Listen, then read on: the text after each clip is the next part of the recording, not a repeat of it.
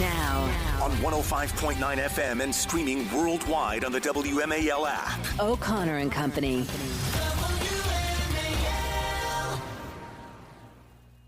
It's our fourth hour of our 4 hours of morning radio, and if you missed the first three, that's okay. You can subscribe and download those podcasts so you keep up to speed on everything that goes on here every morning. You want to be informed. You want to have the info to get you through the day, and, well, we're the ones to get it for you. It's Larry O'Connor with Patrice Onwuka. Good morning, Patrice. Good morning. Happy Friday. We made it through a tough week. We did. And a tough month. A big month. Yeah, an exciting month. That's right. Coming up in 30 minutes, Brett Baer, Fox News Channel. In 10 minutes, Amber Smith, friend of this program, and a combat war veteran helicopter pilot for the U.S. Army. She'll shed some light on what happened over the Potomac this week. Let's now focus on the Tulsi Gabbard hearings yesterday. Tulsi Gabbard, President Trump's selection to be the Director of National Intelligence, testified to the Senate Intelligence Committee. It's interesting, the Intel Committee votes anonymously. Those votes are rarely public. It's just sort of a quirky rule of the Intel Committee. I think it allows it to be a little more bipartisan, I suppose. Okay. We'll see how that might motivate some of the votes. It seemed like some of the Republicans were concerned that Tulsi Gabbard couldn't bring herself to completely condemn Edward Snowden as a traitor to our nation. It should be pointed out, and I have some pretty strong feelings about Edward Snowden, and you shouldn't violate the law, and you should not breach national security in the position that he had, and that should not be tolerated. At the same time, it is also true that Edward Snowden's revelations about data sweeps and the collection of tons of data and tapping into text messages, phone calls, and monitoring phone calls of innocent American citizens was systematically and consistently denied by James Clapper, the former Director of National Intelligence. He lied under oath about the program. Edward Snowden, through his breach, exposed that lie. James Clapper never suffered any consequences for lying under oath to this very same committee about that wide net that was cast. And, by the way, the Obama administration changed the policy, we're told, and the NSA no longer, we're told, does that kind of wide net of capturing information and phone calls and text messages of innocent Americans under the guise of trying to stop terrorism. So, yeah, Edward Snowden may be a traitor. Edward Snowden may have violated the law. I shouldn't say may have. It's just a factual that is the case. Yet at the same time, what he exposed did in fact lead to change in our policies and expose James Clapper, the Director of National Intelligence, as a perjurer, even though he never suffered any consequences. All those things can be true at the same time, but there doesn't seem to be any room for that. I don't know. What did you make of Tulsi Gabbard? She is an incredibly impressive woman. She is professional. She loves her country. She is dedicated to service. Yeah. And I was struck by one exchange specifically. I'll get to my exchange in a minute, but what did you make of her performance yesterday in this hearing?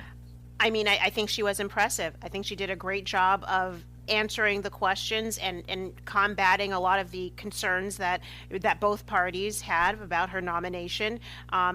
And also just a bigger picture here.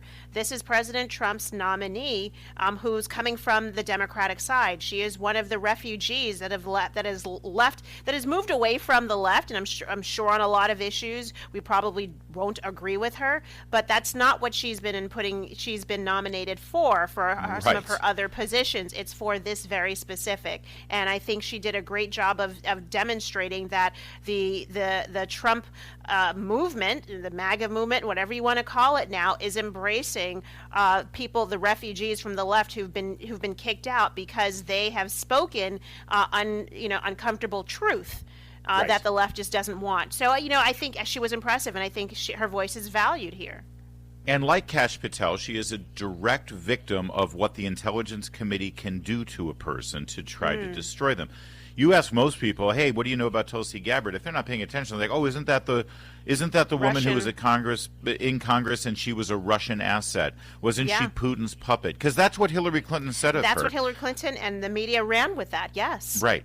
Cut 63, Senator Tom Cotton, who is no slouch. Tom Cotton, has an exemplary record in the military and he doesn't mess around. Here's Tom Cotton's take on that. I'm dismayed by the attacks on Ms. Gabbard's patriotism and her loyalty to our country. For instance, Hillary Clinton has smeared Ms. Gabbard, calling her an asset of a foreign nation. Let me remind everyone that Ms. Gabbard has served in our Army for more than 2 decades. She has multiple combat tours, and she still wears the uniform to this day. She has undergone 5 FBI background checks. I spent more than 2 hours last week reviewing the latest, putting eyes on more than 300 pages. It's clean as a whistle.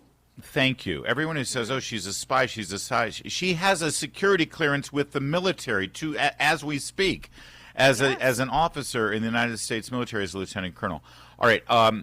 I appreciated, by the way, her response to these questions that she is in some way parroting talking points of Iran and Russia when it comes to the U.S. involvement in Syria. Everyone says she cozies up to Assad. No, but she doesn't like the people who have just overthrown Assad, because apparently it is a terror group.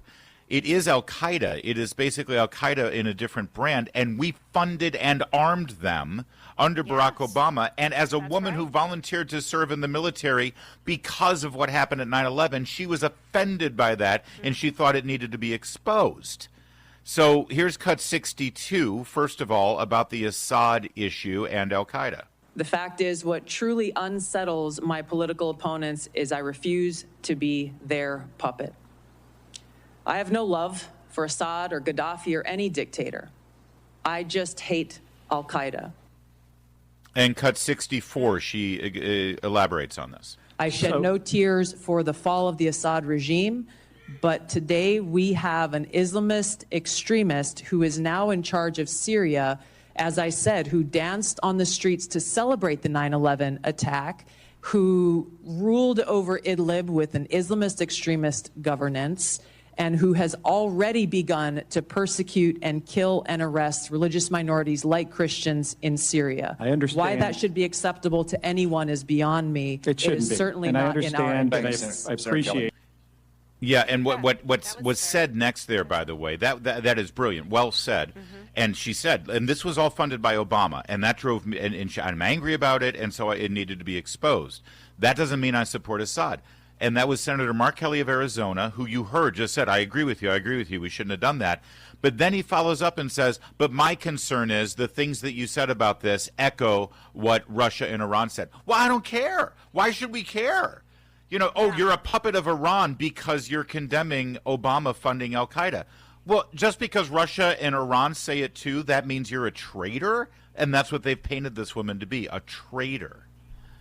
That's exactly what they're trying to go after. That and a puppet. And, you know, I love cut 60. I don't think we played it yet, where she talks about the trust in the intelligence community because of how good they are at getting back at people or silencing people. Yeah. Can we play that cut 60? I'm honored and grateful to President Trump for his trust and confidence in nominating me to serve our country as the Director of National Intelligence at a time when trust in the intelligence community, unfortunately, is at an all-time low. Chuck Schumer admitted a few years ago, quote, you take on the intelligence community, they have 6 ways from Sunday at getting back at you. For too long, faulty, inadequate, or weaponized intelligence have led to costly failures and the undermining of our national security and God-given freedoms enshrined in the Constitution. Yeah, you're right. That was a great moment. And really, the senators on the Intelligence Committee should be more concerned about the fact that the American people have little trust in the IC right now, especially after the Hunter Biden laptop debacle, which was the icing on the cake of so many other atrocious behaviors by them. Tulsi Gabbard could very well be the person who can fix the problem there. That said, her nomination is definitely hanging by a thread, along with Kennedy. All right, Amber Smith in a moment. First, it's 8:16. We better get straight to Jamie Whitten and the Hadid Carpet Cleaning. Traffic and weather brought to you by Hadid Carpet Cleaning. Joining us right now is a friend of this program. She used to be a regular guest. She's got a busy life, I'll tell you that, and she certainly worked at the Pentagon during the first Trump administration. She is Amber Smith. She's also a combat war veteran who flew helicopters for the U.S. Army. And Amber, you came to mind as we saw the tragic events over the Potomac the other night. So I appreciate you joining us to sort of lend your expertise to this equation. Absolutely. Good morning. Great to be with you guys. And by the way, her book, Danger Close, My Epic Journey as a Combat Helicopter Pilot in Iraq and Afghanistan, is a great book. I gave it to my daughter, who wears the uniform of the Navy right now, and she appreciated the read very much. Amber, you didn't fly Black Hawks, but can you, based on what you've seen right now, based on what you know about these aircraft and about what goes on in the airspace in Washington, D.C., do you have anything that you can lend to this conversation that sort of sticks out to you and says, gee, that doesn't quite seem right? Yeah, there's a handful of things, but initially, based on my experience as an Army helicopter pilot, I flew for almost 8 years, and based on the audio footage and the visuals that have come out, it appears as if the Black Hawk helicopter, confirmed visual on the traffic of the wrong aircraft, and they likely never even saw that because of the proximity to the correct aircraft. They likely never even saw it as they crashed into it. So if I could real quickly, Amber, is there a product, because there's a lot of planes, right? There's planes taking off, there's multiple planes landing. Anyone who's ever, taken off or landed at Reagan know that. So is there not a protocol for air traffic control to sort of confirm, okay, you say you see the plane. Which plane do you see? You know what I mean? I hate to be flip about it. Exactly. So that's my issue as well. It only works for Tower to say, hey, do you have the landing traffic? That only works when you're at like a Class D airport that has zero traffic other than the only traffic that Tower is talking about. So when you're talking about a metropolitan airport in the middle of Washington, D.C., where it has these helicopter corridors where helicopter traffic is constantly flying up and down them. We have D.C. police, Park police, all the different military and VIP transports that are going up and down there. It has gotten very congested. And so, and then you add in Reagan, which is multiple flights coming, going, taking off, different runways, being the landing runway, and frequent changes. And so when you have that happening, and we heard the audio between Tower and the helicopter, which is, do you have confirmation of the CRJ, meaning the type of jet that was flying? Okay, well, there's lots of those types of jets that come into Reagan. They didn't give them a heading. They didn't say, do you have the CRJ at your 11 o'clock that's about to cross right in front of your nose at a couple 100 feet distance? They never said that. So in the Towers, in ATC's mind, they're describing the aircraft in their own mind. And this is where communication, no one gives communication enough credit in some of these operational worlds, but they are the absolute foundation for risk management and safe operations. And so there was a very clear breakdown. The helicopter crew, they thought they were talking about one aircraft, and Tower was obviously talking about another. So, Amber, we're getting reports now. The New York Times reported yesterday, according to a preliminary FAA report, that the supervisor dismissed one of the controllers, and so one controller was handling the jobs of two, meaning that one controller who should have been keeping their eyes on the helicopter and a second one keeping their eyes on the multiple aircraft. Now, one person was doing the job of two people. Do you think that could have contributed to kind of that miscommunication or the shortened communication where, as you're saying, maybe what was communicated was not specific enough given all of the different traffic going on? Could that lack of coverage of controllers, staffing, have been a contributing factor here? 100%. The more all of this happens, the more I want to look into what was going on inside that tower, what leadership decisions were made that allowed a busy air tower to operate at such reduced staffing. And I want to know, what is the standard? What is the standard where at some point somebody has to make the call to cease operations because they're not safely manning a tower? And here's what I want people to think about. If you go to buy an airline ticket and you say, oh, I'm flying into DCA Reagan, they're going to be at 50% manning on Tuesday. Do I want to fly into Reagan, or do I want to fly into a different airport? People don't have the choice to know that information. Why are airports operating this way? And now that we've seen that at Reagan, across the country, what other airports are operating at severely cut staff at these towers? Amber Smith is our guest, and she flew Army helicopters in combat in both Iraq and Afghanistan. And Amber, I'd love for you to comment also on President Trump's statements yesterday and Secretary of Defense Hegseth's statements about the push, it appeared, during the Obama administration and the Biden administration to elevate individuals into critical positions, not based on merit or skill or experience, but based on other factors for the sake of diversity and equity. You actually wrote a book called Unfit to Fight. It should be clear, it is not unfit to serve, it is unfit to fight, how woke policies are destroying our military. So I think that you have some perspective on this as a female veteran who did, in fact, fly in combat. What do you make of this controversy now and the discussion that's happening?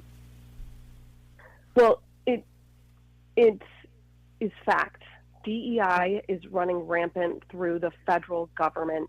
Like you just mentioned, I wrote a book on it about how it's affecting the military, but it's not just the military. It is the federal government where it has been allowed to it has been pushed, and it is a significant problem. But when we're talking about ATC, we are not talking about a job where you're sitting behind a desk and you do some analysis on paperwork. You are responsible for, the avoidance of air traffic and keeping people safe. And so that it absolutely cannot apply. This is incredibly dangerous. And obviously the investigation is going to get down to the bottom of many different layers. And so not just, who was in the tower and did DEI principles apply, but leadership and who was allowing operations and the mismanagement of this to go along. Was someone in a significant leadership position because of the DEI policies that had been in place? All that stuff I want to see. I do believe that it's a significant problem based off of the research that I have done. And you need to communicate to the American people what your priorities are. And at a moment like this, we have to have faith and trust when we sit in an airplane and we're landing at Reagan that the best of the best are there and we're in safe hands. And we don't have that trust right now, Amber. And that's the opposite of DEI. That's merit, and that's what we need. That's what we need. Yes. Amber, great talking with you. We love your insights on everything, frankly. Yes. You're a great observer of politics and pop culture. We've always enjoyed having you in studio back in the day, I remember, co-hosting with you sometimes. And but certainly on this issue, you are an absolute must-get. So we were great talking with you. And Thanks, don't Amber. be a stranger. Keep in touch. Absolutely. Thanks, you guys. Have a great day. It is 8:26. Time for Jamie Whitten in the Hadid Carpet Cleaning Traffic Center. All right, we're now on 105.9 FM and streaming worldwide on the WMAL app. O'Connor and Company. 8:37, 30 minutes from now, it's the Chris Plant Show. It's Larry O'Connor with Patrice Onwuka. Honestly, Patrice, I'd love to love to get Amber Smith back on the phone again. She has so much to say. We just have to recap some of the things. She made so much sense.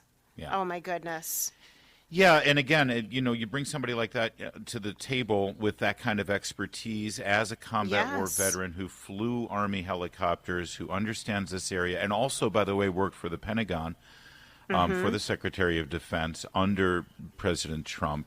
She knows this stuff, and she has a good working understanding of women in combat and women in the military. It's like all of these things. And it's pretty clear what she says here, what she sees, and what's the report now? The NTSB will bring us their report in 30 days. In 30 days, that's what they are committing to. Right. We shall see. Let's just say that'll be an initial report, and there'll still be lots of questions. I promise. They even after 30 days, they won't have there's going to be a lot they still won't know. But, okay, that's great. But here's Amber Smith, who's been in that combat for hundreds of missions. And That's she right. said, this is communication. The air traffic control said, do you see the aircraft? Helicopter said, yeah, we see the aircraft. But at no point did they say, let's be specific here. Because there's Which a hell of a lot of aircraft? planes out there. Yes. And you would think that would be a basic protocol. She did say that it's absolutely unacceptable to have the kind of shortages in the air traffic control tower that we've seen, especially at this airport. I'm sorry. That's I hate right. to be one of those DC elitists. I know that the politically correct thing to say is that Des Moines needs the same No. level of support, and Phoenix and Nome, Alaska, they deserve the same. No, I'm sorry. DC is different. DC Absolutely. is different than all those other places, and Reagan Airport is different than all those other Yes. places. It's in the middle of a metropolis. Most airports are 30 miles out from That's downtown. right. Okay? That's right. Not Reagan. Most airports don't have military traffic flying consistently and constantly, and Coast Guard traffic flying consistently and constantly, and police traffic, and the federal government's traffic constantly happening, as well as all of the commercial. D.C. is different. D.C. demands, because of the specifics of Washington Reagan Airport, there is a The restrictions demand in there. airspace. Yes. The air traffic control tower at Reagan should be staffed perfectly every single day of the year. I'm sorry. And that should be the demand specific for this airport. And it's outrageous that that's not the standard. And as Listen. Amber Smith said, what's Yeah. the standard here? At what point do they say, okay, because of our staff shortages, now we need to delay these flights. We need to take it slower. Well, I'm sorry people are going to be delayed. I'm sorry. They Yeah. delay flights all the time out of Reagan. For crying out loud, they delay flights out of Reagan because a senator is late from getting out of their lunch and getting to the airport for the flight. So they can Wow. delay flights if it's unsafe. So what is the Listen. standard? And we deserve an answer. I mean, Axios, I think this week was saying that DCA specifically is the busiest runway with 800 takeoffs and landing a day. That goes to the point that what happens at DCA probably has to be at the highest standard than every other airport in this country. And Yep. and I loved when she said, I know our listeners have watched that clip over and over again. You saw 2 aircraft and a helicopter, and there's one taking off, one landing, and the helicopter. So it makes perfect sense when Amber said they may have seen the aircraft that was taking off, which was very prominent, but they may not have seen the one that was landing, and it was incumbent on the air controller, the controller, to say to identify which aircraft using kind of the time measure, Yeah. your 11 o'clock, your 2 o'clock, whatever the case is, and maybe at that point the helicopter, the person who was manning the helicopter may have looked up over their shoulder. Who knows? And recognized just what was going on. Listen, we want to. This is not just about accountability. We need to see accountability. We want to make sure that this does not happen, because a near miss. We're seeing reporting, Larry, this morning. A near miss happened a day prior to this crash at DCA. A near miss. How many near misses have there been, and how can we ensure that the next near miss does not become another tragedy? That's what we're trying to get at here. It is that simple. It is. All right. Yesterday, also, big day yesterday on Capitol Hill. I'm fired up. The confirmation hearings for Tulsi Gabbard and Kash Patel. We focused a little bit on Tulsi a while ago, so let's get back to Kash Patel. Cut 15, his opening statement lays out exactly why Democrats hate him. Listen. My time in the White House was preceded by my time right here in Congress as a staffer on the House Intelligence Committee, where I spearheaded the investigation that exposed serious FISA, Foreign Intelligence Surveillance Act, abuses by members of the Department of Justice and the Federal Bureau of Investigation. That misconduct eroded the public trust in our FBI. The erosion of trust, as Chairman Grassley pointed out, is all too low today. 40% of Americans have trust in the FBI. They hate him because he knows the truth about what they did in Russian collusion and what Democrats on that panel participated in. Don't forget, Adam Schiff is a senator on that panel. Oh, yes. Adam Schiff Used to be a was the former ranking member representative. in the House Intelligence Committee when That's Kash right. Patel was the lead investigator for the majority. Yes. They hate him for that, and they also hate him because he knows the truth about January 6th and exposed it. That's what Ted Cruz brought out, cut 21, Kash Patel and Ted Cruz. And while you were chief of staff at DOD, how many times did DOD approach Capitol Police and ask if they needed National Guard assistance? I believe those letters are well documented, numerous instances, and in numerous of those instances, those requests were shut down. Now, am I correct that the Capitol Sergeant at Arms said assistance was unnecessary? That's correct, Senator.